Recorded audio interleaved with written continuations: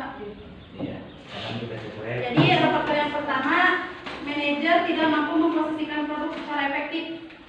Jadi manajer itu kan harus orang yang bijak, cerdas. Nah, jadi salah satunya itu faktornya manajer tidak mampu memposisikan produknya jadi sangat presisi. Gimana? Misalkan contohnya perusahaan owner deal jualan owner dealnya di toko kue. Nah, itu bisa menyebabkan penurunan kinerjanya. Terus ketidakpuasan karyawan itu bisa mempengaruhi ya faktor penyebabnya itu. Ketidakpuasan karyawan. Kan misalnya gini, ketidakpuasan karyawan biasanya masalah ketidakpuasan karyawan itu dalam masalah gaji ya Pak, dalam masalah gaji.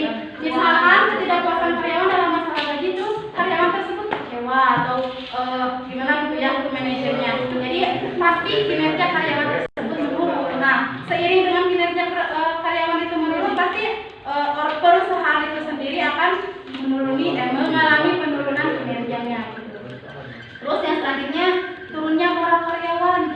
Jadi tadi kembali lagi ya tadi setelah ada penurunan kinerja karyawan, terus sekarang ke turunnya moral karyawan. Misalkan mau moral dari faktor internal ataupun eksternal. Misalkan kalau eksternal karyawan, misalkan dalam suatu perusahaan terkenal karyawannya teh dul, atau sok kaberangan. Jadi kan image perusahaan itu jadi tercoreng gitu ya. Nah, kalau faktor internalnya mungkin ke moral karyawannya itu sudah dicap tidak baik lah, sudah dicap jelek sama bosnya atau manajer itu sendiri.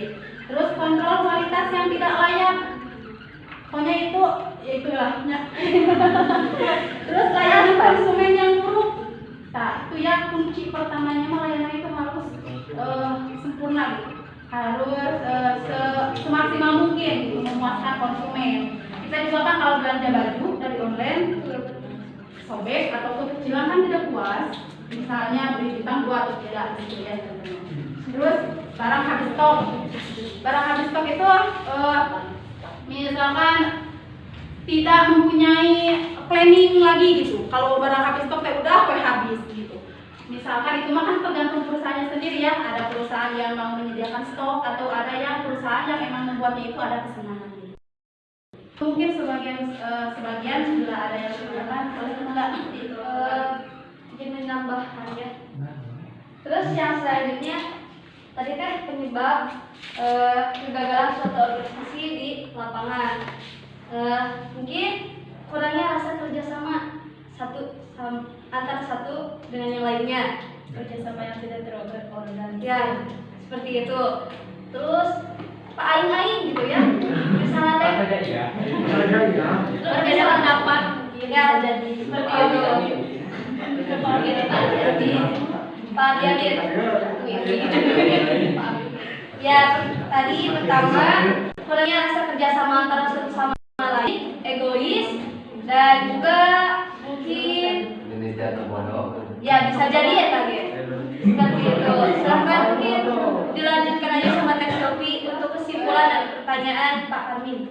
Kan izin menambahkan ya Pak, kan tadi fungsi manajemennya ada planning, ada pengorganisasian, ada juga arahan. Nah mungkin akibat kegagalan manajemen tersebut itu, organisasi tersebut itu adanya salah satu yang tidak dilaksanakan dari fungsi-fungsi tersebut. Jadi misalkan yang satu yang perencanaannya misalkan tidak matang, justru itu apa nomor perencanaan teman-teman organisasi teh bakal amburadul lainnya kali itu teh salah satu eta. Terus yang kedua pengorganisasian kerjasama yang mungkin tidak terorganisir, dan yang ketiga kembali lagi ke directing arahan yang tadi. Mungkin arahan yang tidak terpusat pada satu titik perintah. Jadi ayo arahan kadinya teh teu fokus kadinya ka mana wae sahur ieu teh jadi egois gitu ka mana wae. Itu perintah. Enggak. Silahkan jika ada yang ingin menyangka atau menambahkan. Sedikit saja mungkin untuk menambahkan dari penyebab juga sesuai di lapangan Pak. Kalau menurut pendapatnya sendiri, mungkin juga salah satunya itu kurangnya pimpinan mensejahterakan staf atau pekerja. Korupsi. Kan bisa saja kalau kurang sejahtera, namun tadi terima kasih ke kurang-kurang temanya. Jadi pada kerjanya itu kurang maksimal, makanya tidak sesuai dengan yang direncanakan atau yang dituju. Mungkin itu salah satunya juga penyebabnya kurang mensejahterakan karyawan. Mungkin itu, Pak. Terima kasih. Udah. Bagaimana Bapak? Oh ya, terima kasih kepada Andi telah menambahkan. Ya, bagaimana Bapak? Apakah sudah cukup jawaban dari kami? Jawabannya semua bagus.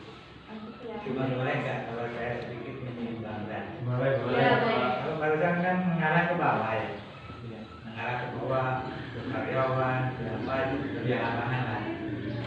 Saya mau sedikit dari hasil jawaban tadi saya terinspirasi sehingga supaya balance antara pihak bawahan dengan atasan. Iya. Bagaimana kalau saya bisa menambahkan versi saya, ya, dihasilkan dari jawaban barusan bahwa tidak hanya karyawan saja yang mengakibatkan kegagalan, Iya. bisa juga seorang manajer atau controlling.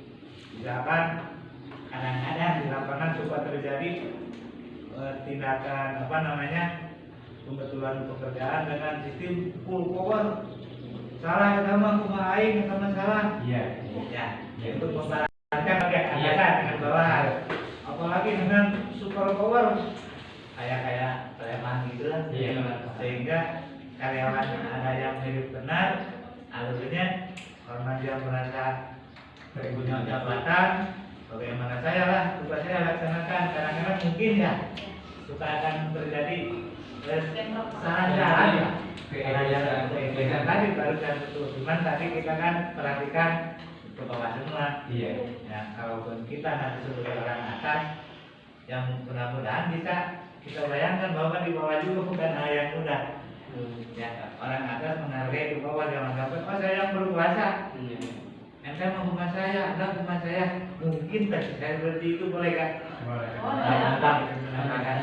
Terima kasih jawabannya. Terima kasih. Ya, terima kasih atas penambahan jawabannya. Ya, untuk prosedurnya tutup saja ya. Terima kasih. Oh, ya tutup saja. Terima kasih atas waktunya.